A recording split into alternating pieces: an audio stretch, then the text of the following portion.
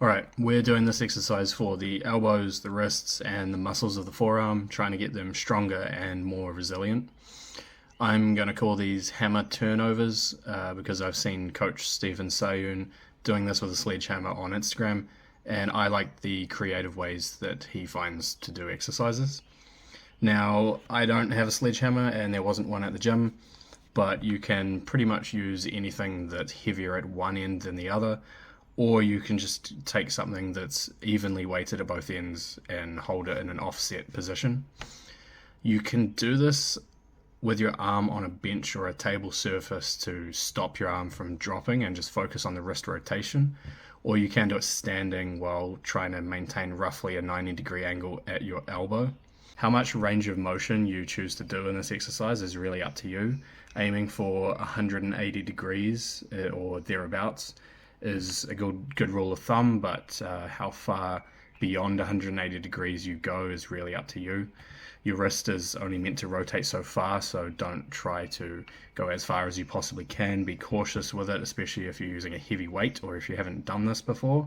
Just feel it out and figure out what your limit is and what feels good, what allows you to work on your strength. You'll want to have the heavy or long end of whatever piece of equipment you're using coming out of your hand between your thumb and your index finger, not out the back of your fist past your pinky. A dumbbell is one of the most common items you might find for doing this in the gym, but unfortunately they're the worst thing that you can use because they're equally weighted on both ends and very awkward to hold from one end. A hammer or mace are very good options, probably harder to find in the gym. Small barbells, like the type that are often used in group fitness classes, also work very well if they're weighted at one end, or you can just weight them similarly at both ends and hold off center. The long bars that are used for cable machines, they're also pretty weighty sometimes, and the thickness of them is quite nice to hold in your hand for this exercise.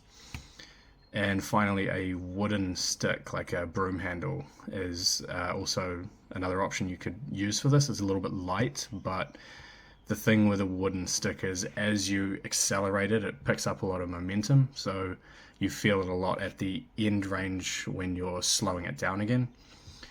It feels quite different doing it like this than with a heavier object that moves slower. So try both. You'll notice they feel different. Figure out what works best for you, what you find is a good way to get the most out of this exercise.